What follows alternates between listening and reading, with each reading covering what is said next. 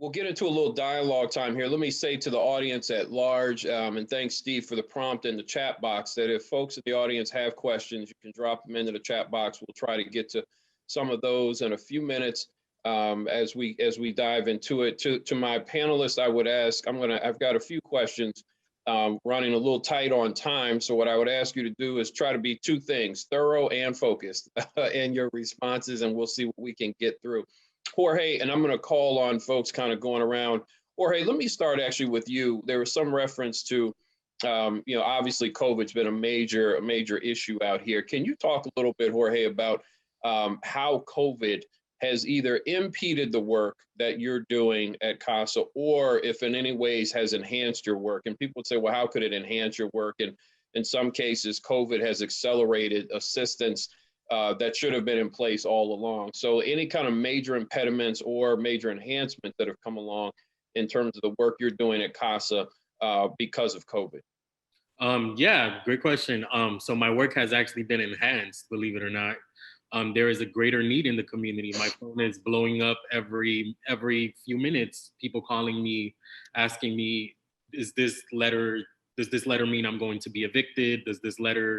What does it mean? Oftentimes, leasing office send papers in English, and many tenants need it translated to Spanish. Like, what does this mean for security? It's been impeded when it comes to like legislation policy-wise, because we know many politicians, although kids can still go to school online, we still do work online, have been refusing to do their work online. So it's been impeded in that sense, because we think that right now is such a crucial moment to get legislation and protections passed.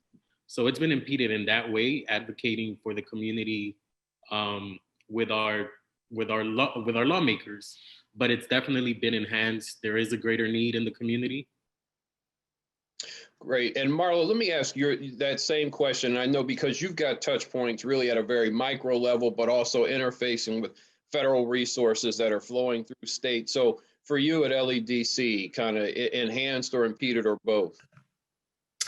I would say it enhanced with regard to kind of how you framed it, in the sense that it accelerated funding, attention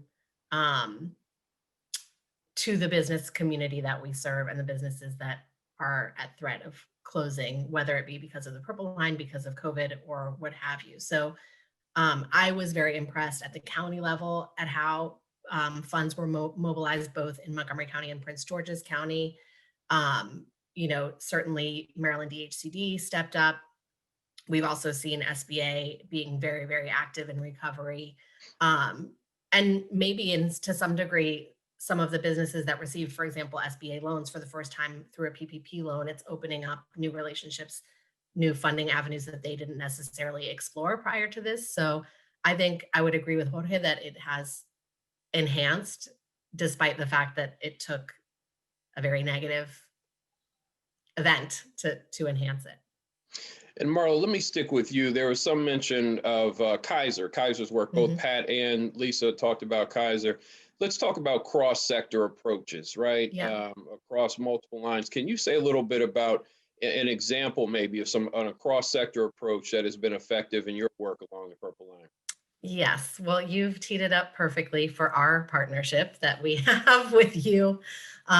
Enterprise Community Partners, National Housing Trust, and LEDC are recipients of funding from JP Morgan Chase, a very generous grant to focus on both housing development and small business support lending along the Purple Line. And so what I think is very interesting about that is that effort is comprehensive both on the housing and small business sides, which I think the PLCC in general has been very successful in. So this effort is kind of an offshoot of the PLCC in the sense that it looks at the broader issues, not just, I think in other markets that we work in, when there is something like the Purple Line going on, there is a lot of attention to affordable housing preservation, not always so much around the small business community and how that impacts residents. And so I've been very pleased. This funding that we received was very crucial to our ability to work. And then it's also strengthened the relationships between us you guys, National Housing Trust, and JP Morgan Chase as a funder. And I'll also give a shout out to Kaiser Permanente, who has helped us to expand our small business work into Prince George's County, which we were basically subsidizing prior to that with our own funds. So, I think a lot of groups have stepped up to really support this effort. And I've been very impressed by the continued commitment, because this is a multi-year initiative, as everyone knows, and we're all still here. So I think that's pretty, great testament to the initiative. Great. And Lisa, let me ask you the same question about a cross-sector approach that you have found to be effective for the work you're doing at SEED. I agree that it is taking a public and private approach. It's very important, especially with the limited philanthropic community in Prince George's County. We'd like to see more, of course, but I think that we're off to a good start that's going to allow us to generate more as we go into the new year. There is, through another initiative, there's a Prince George's advocacy group through Maryland Nonprofits, I also believe is funded by Kaiser, that is really exploring that. We've had conversations with David Arrington from the Prince George's Chamber. It's very important, and we have to look at, even in the planning for our development, the type of campus that we're looking for is not just going to be one that is funded specifically through the regular channels, that we are really going to have to look at the type of relationships that would generate just more resources into this area. Lisa, I'm going to ask you actually two more quick questions, and then I'm going to actually go to Pat. One comes out of the box, Lisa, asking about the Head and Springs development. Does it include affordable home ownership or just rental?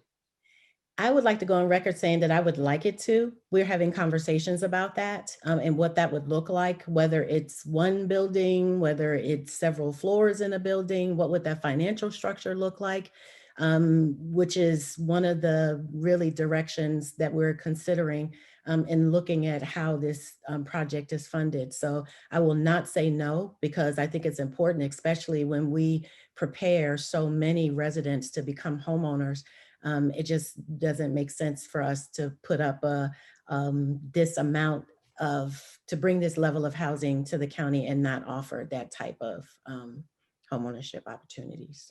Got you. And Lisa, I'm going to do the trifecta with you. I'm going to stick with you and ask you and Pat the same question, which is, how can faith communities be a partner in the work across issues, right? Whether it's in terms of project development, whether it's program support, policy or advocacy, anything like that. If you ladies have any insights, suggestions on how it's worked for you or how you've seen others do it, and suggestions you have for those who are listening along the corridor of how the faith community can be in collaboration for the work along the corridor. I think what COVID has taught the faith community, that one thing that we can still worship and serve without being in a specific place together, but at the same time, we still have to come out and really involve ourselves in the communities that need us the most. So I would say program support in way of volunteers. Many of the volunteers that we always see on a regular basis, of course, are putting themselves at risk because of their age to contract COVID, but yet and still they forge ahead like troopers. Also, I would say advocacy and lifting their voice. There's a lot that the communities are faced with. There's still so much uncertainty in the community. I think our faith leaders have a responsibility, first of all, of course, to ensuring that housing continues and that there's fair and equity across the board, but they need to also serve as role models and letting the people who hang on their every word know that this is a mantle that they're carrying, and these are the 3 things that they can do to help. So it's definitely program support, it's definitely advocacy, and putting some resources. Everyone is fighting for resources now. Of course, offerings are down in churches, but they're down, but people are still giving. And so while there's a very large unemployment rate, there are many people in congregations who are not suffering at all during the pandemic. They may have suffered in other ways, but not economically. And those people are still giving, and they need to expand, because churches' resources are not as prevalent right now. They're not opening their doors. Their expenses should be down. They should be looking at ways to channel those resources into the community where people need it the most. Resources, advocacy, and program support. Yeah, and I also think, David, that we have to look at faith-based organizations as being trust organizations. We've got an extremely diversified community. And many of the residents in our community have come to the US for the first time. And they come burdened with just experiences as they left home, but also 60 to 90 days to put their life in order. There's usually an outreach to churches. That really helps us as far as being able to gather volunteers, also being able to reach these communities to find out what the needs of the communities are. So I think the fact that the one value of the faith-based community is that it is a source of trust. Great. Thanks, Lisa and Pat. I appreciate that. And let me stick with you ladies and then maybe roll to Jorge and Marla on this one. There's a question in the chat box about local banks. Have local banks made loans or grants through community reinvestment dollars in these projects? And Marla referenced Chase earlier and how they've been involved, but Pat or Lisa, have you all maybe in particular through the programmatic work you're doing, and Lisa, obviously with an actual development project, have local banks, local or national banks started to get involved in your projects yet? Not yet. We've started conversations with our bank in ways that we can work together, but we haven't gotten to that point yet. Got it.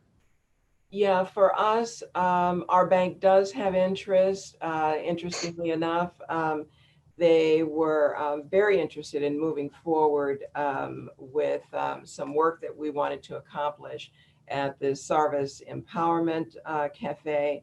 And it didn't occur not because the bank was not interested, but because we could not reach a certain agreement with the landlord. So having a difficult landlord really just got in the way of the bank's full intention to move forward.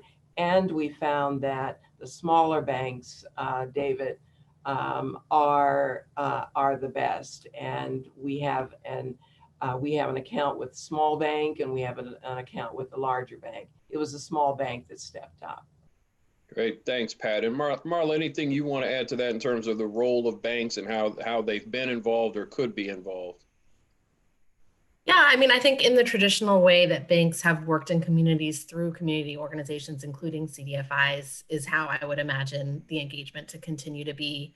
I was encouraged by Pat's comments. My personal, what I saw and put in the chat is that I haven't seen local banks stepping up, at least not in terms of supporting efforts that we're working on. And I, put it out there to anyone who's on the call to call me if you're interested in partnering. But we have seen the larger banks working through us to get CRA credits by us lending in the community, and in particular along the Purple Line. So, and I just cited JP Morgan as the example. Chase.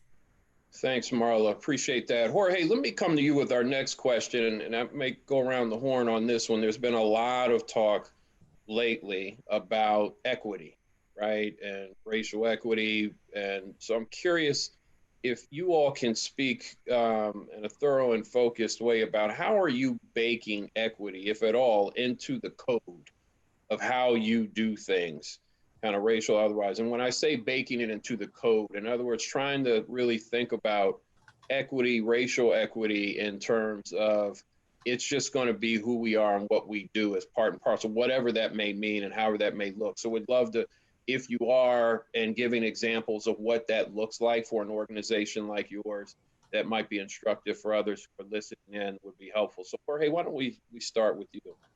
Yeah, so right now on our on our rent strikes, actually, we are putting in racial equity for everyone in the building, right? We want everyone to have the same rights. We want everyone to qualify for forgiveness when it comes to rent, like no increases in rent during the pandemic. We know that this is happening. We know that this is what the county, and it's been said at the national level, but there are still landlords that when you go down to renew your contract are charging you more.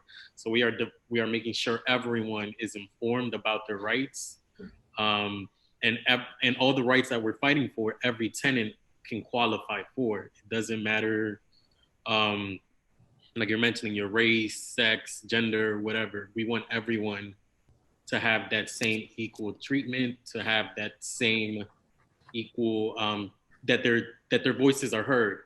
When we have our meetings, everyone can pitch in, everyone can speak. So everyone is taking part of our conversations here at CASA. Thanks, Jorge. Anyone else want to take a stab at that? Great. Okay, let me ask this this next question then around one ask for the audience, right? We've got 130 folks on the line, and people from all walks, for-profit and nonprofits, governments, banks, financial institutions, and so we've got a range of stakeholders. And from where you sit, and when you think about the goals of the Purple Line Corridor Coalition, right, across housing and workforce and retaining culture and the like, is there a particular ask that you would have? Not that one thing solves everything, but is there one crucial thing where you said, listen, if we could do this, if we could get this group to do that, or collection of groups to do this, we could really make a material impact in the work that we're doing along the corridor? What would that be? I think I'll go first, and I'll try not to say donations. How about we stipulate donations as a given, right? Give money where you can. They're across the board, right? Absolutely. I think it's input and thinking out of the box. I think, and I am working with one of our consultants to actually drive the entire Purple Line. And as I've gone through bits and pieces of it at a time, there is a lot of development. There are a lot of bedroom communities. There are a lot of older communities. I think that we have to really think out of the box to make sure that no one gets left behind, and that there are opportunities. So and I'm not sure what that looks like, but I would just like for us to think a little bit more globally, and look at best practices across the country, look at what's worked in other countries, around mass transit, just to really get a sense of what we're doing and how it's really going to impact people as we move towards a global society. So it's thinking on a much larger scale. It's thinking out of the box, and not, what many of our leaders may think or status quo. Let's figure out together, and we'll be bringing our plans to this group for that very reason. Great. Thanks, Lisa. Anyone else? I can go. Yep. I would say two things. One, and it kind of goes with what I mentioned earlier about our business directory, but our businesses are really hurting. So any way that you can personally support them as a consumer is wonderful, because obviously revenue has gone so down, particularly for the food related businesses that have suffered closures, and are kind of headed into a phase where they'll have more limited capacity, and in terms of how many clients they can serve at once and whatnot. And we're going into winter. There's just a lot of challenges that are coming up. And so wherever you can frequent, whether that's, pickup, delivery, or using the shops themselves, I would highly encourage and ask folks to do that. And then secondly, I would just say, and Pat was talking about this in our conversation preparing for this call, that this is the time for all of our organizations to really excel where we are best suited, so really take our own strengths and implement them. This isn't the time, to sort of seize an opportunity and work in a space where you're not comfortable. And we've certainly, we are in our lane very firmly, and there are other opportunities that we could have taken that just aren't really where we excel. And so I just think the what is at stake is so high that this isn't a training ground. This is really where we all need to just put our best foot forward and leave the opportunity for a less critical environment. Pat, do you have one ask you would have for the group, maybe in 30 seconds? What would your one ask be for the audience? Well, I think community engagement is key, so that it really becomes community advocacy. When so often in our communities, we are told to accept less. And I think this is a good opportunity through full community advocacy, not to accept less and to get more. Great, thank you. Jorge, any one ask for the audience before we go to our final wrap-up question? Yep, guys, support policy, support legislation aimed at protecting renters. When we tell you guys, write your legislator, write your representative, we mean it. It's the simplest thing you can do. Call them, tell them to support tenants. Like Lisa mentioned, there is already development happening along the Purple Line. We know it's frozen right now, but what's to come can be detrimental for tenants. So support policy, support legislation, that's all. Great, thanks, Jorge. So to the panel, we've got about 2.5 minutes left. We're pulling the train in right before the break. I'm gonna ask each of you all I'm gonna ask one question, ask you to do it in 30 seconds or less. And this is simply that I was struck by when Councilmember Taveras talked about the need for innovation and also the need for urgency, the need for reaching the marginalized, and just the real sense of this is real people, real issues, real challenges. What are we doing to help folks, right, in the most impactful way? And we know this has been a tough year, and you all are on the front lines in different ways. I like to say, a ragtag band of do-gooders who are out here trying to make things better along the Purple Line corridor in the midst of the toughness. So the question is, what keeps you going? And what's going to keep you going? So a word from you about what's helped you that might encourage someone else who's on the line. So I'm gonna ask you all to hit that in 30 seconds and we'll turn it over to Sheila for our break. So Lisa, I saw you smile, and since you're connected to the church, I'm gonna ask you to go first, and then we'll go to Pat next. Of course, it's faith. It's my faith in God that keeps me going.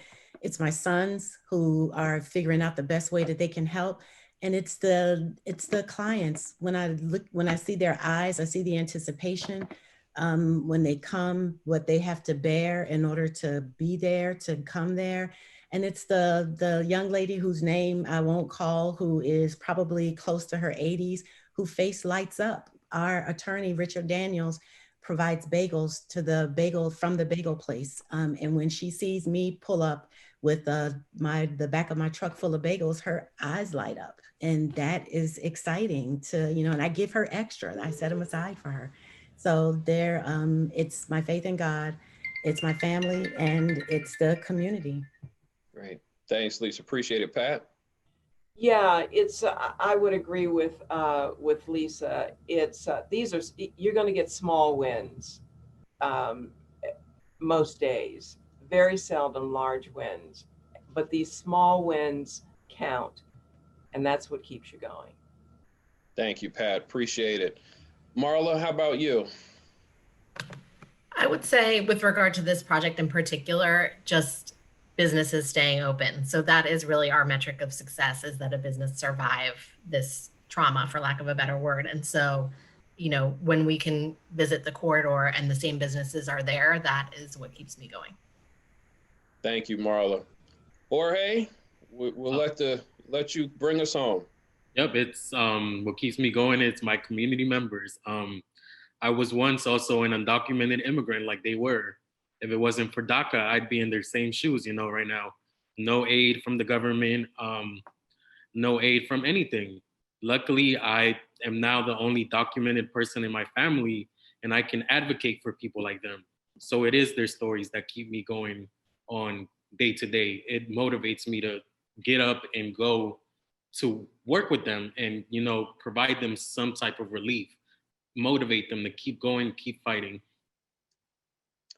Jorge, appreciate that. And I'll just say on behalf of myself and the colleagues I work with at Enterprise, I have a firm belief that I have not quite yet earned the right to stop working. So to all of you all on the panel, Pat, Lisa, Marla, Jorge, thank you all so very much for the work you've been doing and continue to do to impact lives along the Purple Line corridor. God bless you all. And I'll turn it back over to Sheila.